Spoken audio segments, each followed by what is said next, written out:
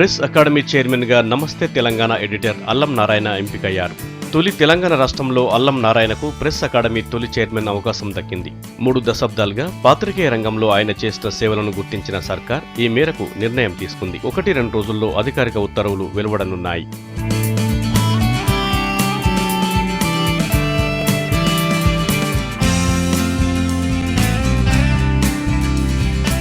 అల్లం నారాయణది 3 దశాబ్దాల పాత్రికేయ ప్రస్థానం. ఆంధ్రప్రభ, ప్రజాతంత్ర, ఆంధ్రజ్యోతి పత్రికల్లో వివిధ హోదాల్లో పనిచేశారు. ప్రాణహిత శీర్షిక ద్వారా తెలంగాణ గోసను కళ్లకు అద్దినట్లు అందించారు. కేవలం పాత్రికేయుడుగానే కాకుండా తెలంగాణ ఉద్యమంలో కీలక భూమిక పోషించారు. తెలంగాణ కోసమే తెలంగాణ జర్నలిస్టులు అనే నినాదంతో టీజేఎఫ్ను స్థాపించారు.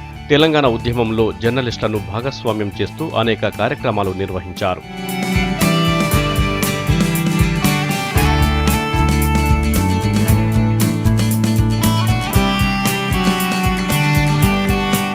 తెలంగాణ రాష్ట్రం ఏర్పాటు తర్వాత టీజేఎఫ్ను తెలంగాణ యూనియన్ ఆఫ్ వర్కింగ్ జర్నలిస్టుగా మార్చారు.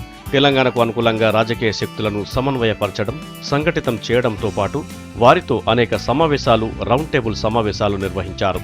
రాష్ట్ర విభజన బిల్లు అసెంబ్లీకి వచ్చిన సమయంలో మాక్ అసెంబ్లీ నిర్వహించి తెలంగాణ ఆవశ్యకత డిమాండ్ను తెలియజెప్పారు. వివిధ పక్షాల నేతలను ఒప్పించి అందరూ ఒకే మాటపై నిలబడేందుకు కృషి చేశారు అల్లం.